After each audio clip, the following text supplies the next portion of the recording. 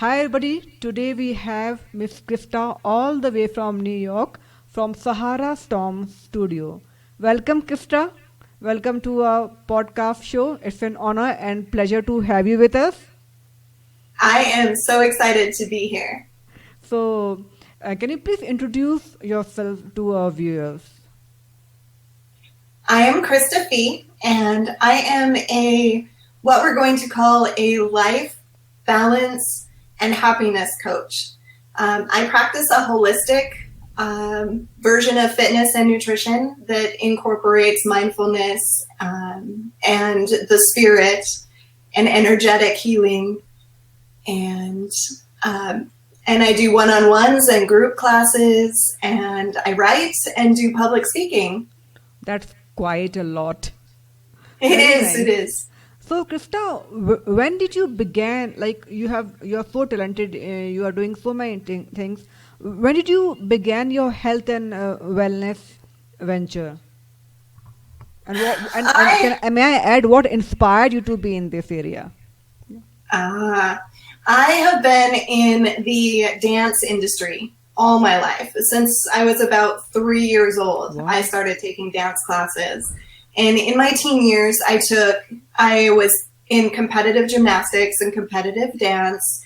And I started in the health and fitness industry in a not healthy manner. Like all throughout those years, I did what most girls do, and I had all of these body issues, and I was never thin enough, and I was never pretty enough, and we would stop eating for weeks to get to the weight that we needed to be for a competition. And when I hit my 20s, I realized that there was something really tragic about the way we were teaching young women to be healthy, because that really is the objective of the fitness industry, is to teach people how to be healthy.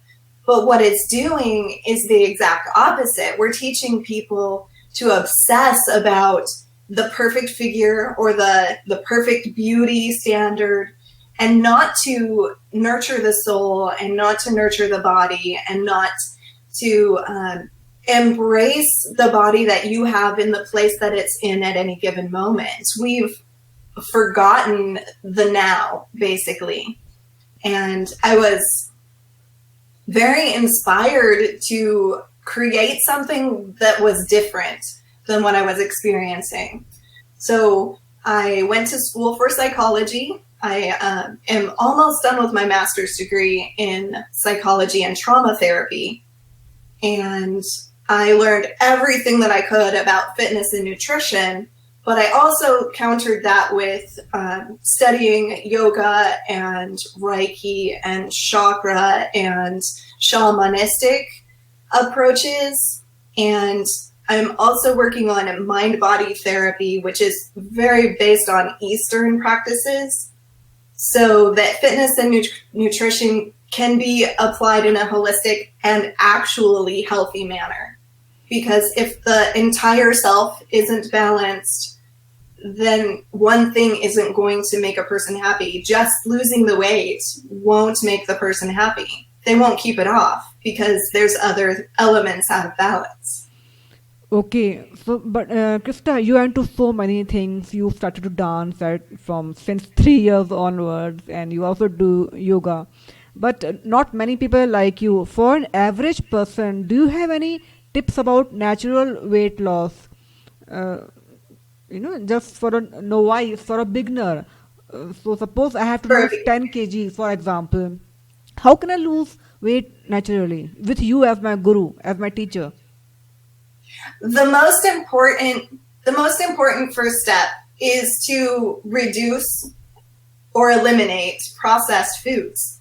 Especially in the United States, we tend to eat things that are convenient. Nature has given us everything that we need to be healthy. So eating whole, natural, real foods in their natural form, fruits and vegetables, meats, even meats. I mean, a lot of people say no meat, but I like to do meat about 3 or 4 times a week, reduced from the typical US diet. But really, the bottom line is get rid of sugar and processed foods and extra salt and go with natural herbs and spices, fruits and vegetables. Simple, eat simple, go back to basics. Okay. You talk about belly dancing. Is there any some form of some level of fitness required to be a belly dancer, or is it in itself a way to lose weight and be healthy? Oh my goodness. Belly dance is so underrated. It is one of the most phenomenal ways for people who are not experienced in dance or not experienced in exercise to begin to recognize all the muscles in their body. It's an excellent full body workout from your toes all the way up to the top of your head. It's completely beginner friendly. It does depend on your instructor, of course, but it's very beginner friendly. Traditionally, it was taught to young girls by their mothers, so it holds a phenomenal reconnecting feminine energy to it that all people need. There are fabulous male belly dancers as well, and just reawakening and energizing your body in any way is fantastic. So it's definitely a very recommended place to start. Okay, and we can start as early as when you are 3 years old, right? Oh, absolutely. There is no age limit or restriction to belly dancing. Okay. I want to know, Krista, since you are a personal trainer, how does a personal trainer facilitate in weight loss? Is it good to have a trainer? Okay, is it better if I do it myself? What is the general difference between the two? What do you The most recommend? important aspect of a personal trainer in your journey is motivation. Most people struggle with consistency and getting up and doing what they need to do. So we all know how to lose weight. We all know how to exercise. There are millions of YouTube videos of exercise programs. It's accessible to us every day and it's free, but we don't do it. So having a leader on your journey, someone that you can be accountable to, that can help show you what muscle groups to work on any given day and how to work them and push you to work yourself harder than you work yourself is really the most important part. And then there's safety as well, that your trainer can watch your movements and alignment and make sure that your body is working in a manner that's going to be safe and beneficial for you. Okay. And if you have injuries, especially, make sure that you work with someone who can ensure that you're not damaging anything further. Okay. So, Krista, since suppose I am in my 20s, so it is easier for me to be energetic and do some dance forms like belly dancing to reduce weight. Let's say, for example, a person is in his 40s and 50s and obese, and he or she tries to lose weight, but it is seen that the belly fat is the last to go away. I mean, why is it so difficult to burn the belly fat? I'm talking Oh, about that is people in such a older age group, not for young people. right. That is such a fun question. Hormones. Our bodies change as we age, and we have a number of different hormones that put fat right to our bellies. And all of that, we shifted about 20, and then we shift again at 40, where we're just creating all these extra hormones that stick it in our bellies, especially if you're eating a diet that puts you in a pre-diabetic or a diabetic condition. It's all about your sugar balances. I don't want to get too scientific, but the sugar balances in your blood and the cortisol in your system, which is a stress response. And we have, believe it or not, we have neuroreceptors in our bellies and our brains that give us the hormones that tell us when to eat and when we're satisfied and when we're unhappy. The hormones in our bellies tend to want to eat more. So we literally, by eating better, we teach our bodies to produce the right hormones to stop storing belly fat. Okay, that's very interesting. Now, I'm very curious, Krista, like you are living in New York and you are using such practices like yoga, which are very Eastern. So, I'm just curious to know how you became interested in yoga, who taught you, And are you using it as much as belly dancing? Because it is an Eastern concept. It is an Eastern concept. And right now in the United States, there's a lot of conversation about how the United States has appropriated or colonialized a lot of these fantastic historic tribal principles. And for me, it's a really difficult discussion because I was taught 16 years ago, I started, actually it's closer to 20 now, oh my gosh, I'm getting old. 20 years ago, I was taught to belly dance by a Middle Eastern woman who explained to me that it's something that we share with people that we love and people that we care about. So as a heart-centered leader, as a heart-centered guide, I want to share practices that may not be shared as much as they used to be in a way that honors their original origins. Okay. So I practice a very mixed program. We do belly dance, we do yoga, but I don't specifically do a full 30-day yoga only program. Okay. We do all of these things, but in every single class, I make sure that my students understand where these things originate from and the spiritual essence of them and the importance of respecting that spiritual essence of them. And I hope in that way no one is ever offended by, obviously I am very much white, but I mean, I'm Irish Italian. Okay. So we're all very mixed. I think the key to respecting the Eastern origins of all of my studies, which I could not do what I do for people without them, is recognizing and always crediting the beautiful origins. Okay. It's so important. Okay. It's so important. Yeah, I understand. So let's talk about patience right now. When it comes to losing weight, people are very impatient and they want to become thin overnight. So according to you, what is the best way, like how much weight a person should lose in a month? What should be the ideal goal? So, and what should be time frame? Okay, that suppose I am your student and I have to lose 10 kgs. How much time should I give myself to lose weight naturally in a harmless manner?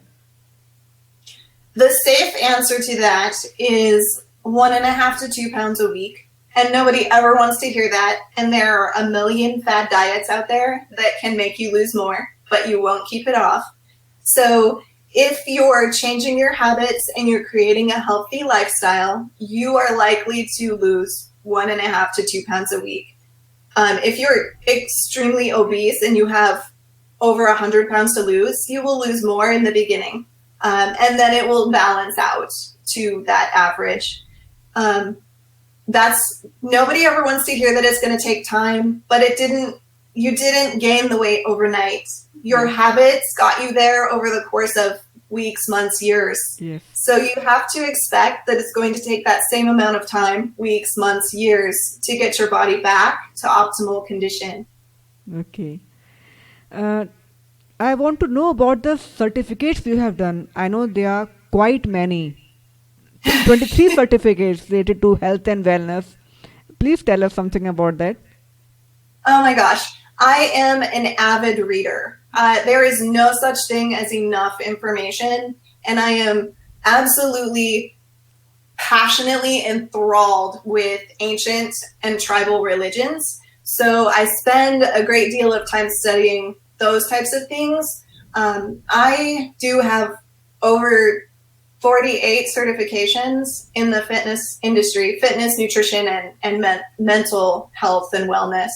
I studied for 2 years and embodied philosophy on a holistic mind-body certification. I have my 200-hour yoga teacher training, and I'm working on my 500. Hopefully by September, I will have that one. I have a master personal training certification from the Exercise Council of Science, Sports, and Nutrition. Also the master nutrition certification that goes with that one. And then I have recently discovered the Transformation Academy, which is a fantastic life coaching resource. And they have a number of different certifications that I have 6 from them right now. But if you ever want to know more about the techniques and the processes that we teach, they give out tons of worksheets and lots of information, and they go into the spirituality very deeply too. So it's a great, great program. Wow, that's very inspirational, very nice. I would like to ask you your opinion about the relationship between mental wellness and health. You have done a certification on this. How are they closely related, and how? I want to know your take on this. I absolutely feel like it is a disservice to not study both hand in hand. There, just being a personal trainer and focusing on the body is missing that there's a foundational reason that the body is unhealthy. The whole self always needs to be addressed, and the whole self can only be addressed if you're approaching it from a mental and a physical and an emotional and a spiritual and a creative way. So you have to make sure that people are balanced in every single one of these categories. And if you're just doing fitness or just doing nutrition, you're missing the foundation of happiness and well-being. And the person will not be energetically aligned and will just never get the results that they're looking for. They will always be looking for something else. So, what do you usually do? Suppose I come to you and I'm unhappy or mildly depressed. So, would you give me counseling before you induct me into your belly dancing programs? Will you give me meditation? What would be your first quick tips per se for people who are like, a little emotionally upset? I'm working on my doctorate, so at this point, I do not do counseling, as we call it.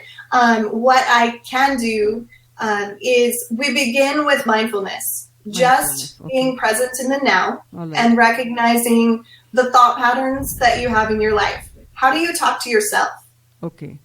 We have basically, we have 2 selves. We have the self that watches and the thoughts and emotion patterns that we have in our bodies. So the self that is watching is listening to the conversations that the other self, the less higher self, is having. So if I tell you to say that you're beautiful and your mind goes, but I'm not beautiful, that's a part that we need to address. That's the part that we need to get control of.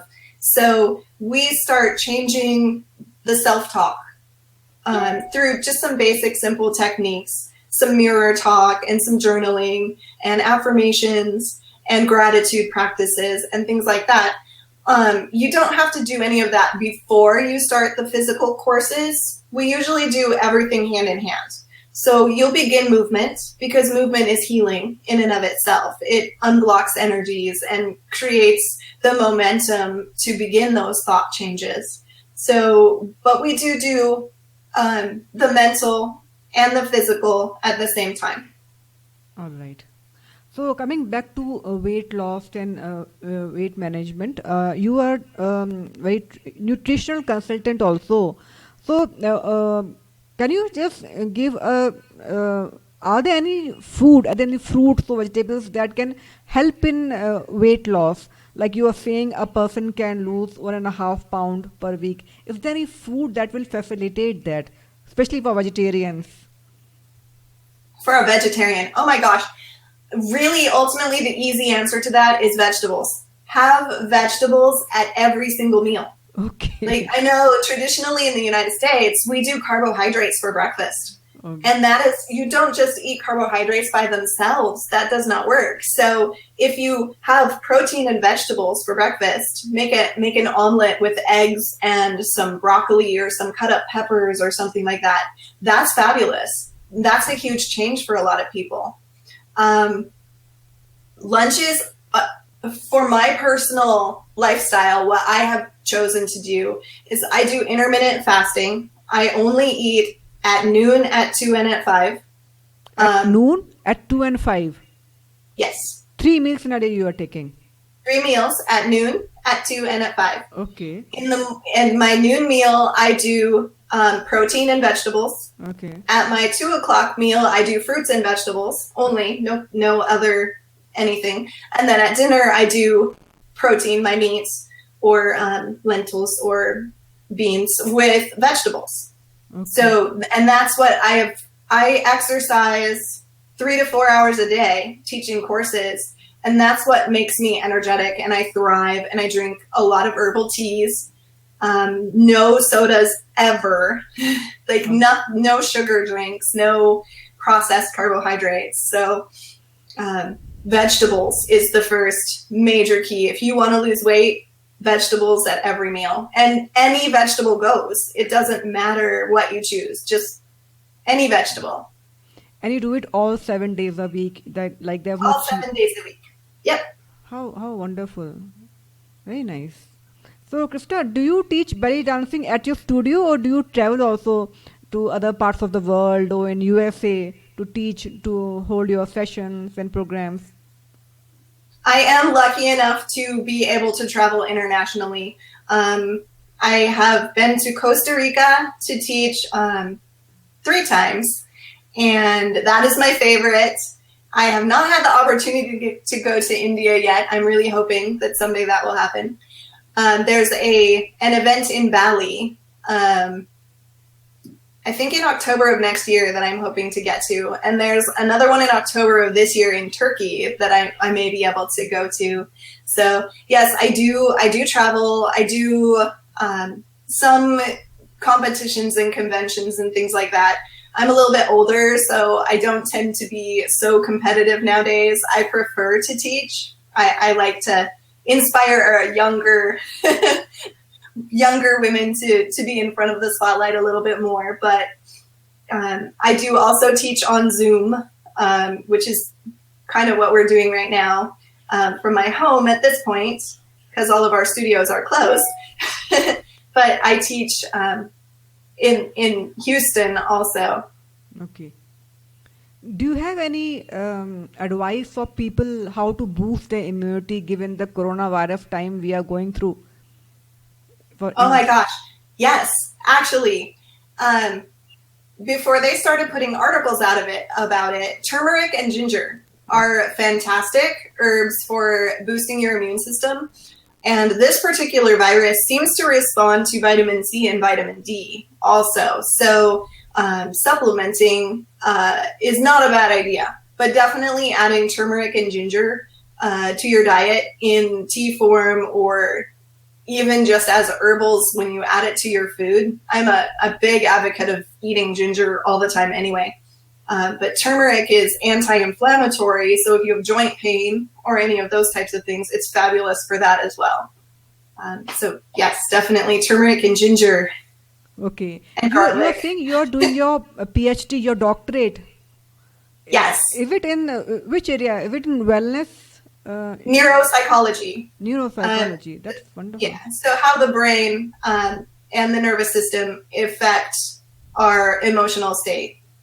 Is it somewhat related to the neuro-linguistic programming that we NLP practitioners do? NLP is part of it. It is a part of it. Yes. I think that's very scientific, and it definitely helps people. It was originated in USA only. Yeah, behavior modification is really important. Okay. Yeah. I think there's definitely something to be said for Eastern practices combined with Western practices, the Western clinical and then the Eastern holistic, like spiritual, whole body, energetic focus. The Western practices have taken all that out. And when you put them back together with some people do need medication. A lot of people don't need medication. So if you balance both approaches, I think most people will wind up with better results. Is there any other certificate that we have not spoken about? I think we have not reached till 23. We digressed in midway. Is there any certificate more you're going to speak about? Oh, no. I mean, I could list them all, but it's really pretty irrelevant. It's just I definitely feel like there's no end to the amount of information that people should seek out. And I just continue to do so. So it's just so important to continue learning and be up on what's new with science because it's ever changing. Okay. And I think science is starting to return to the more naturalistic approaches, which is really, really interesting to watch and study.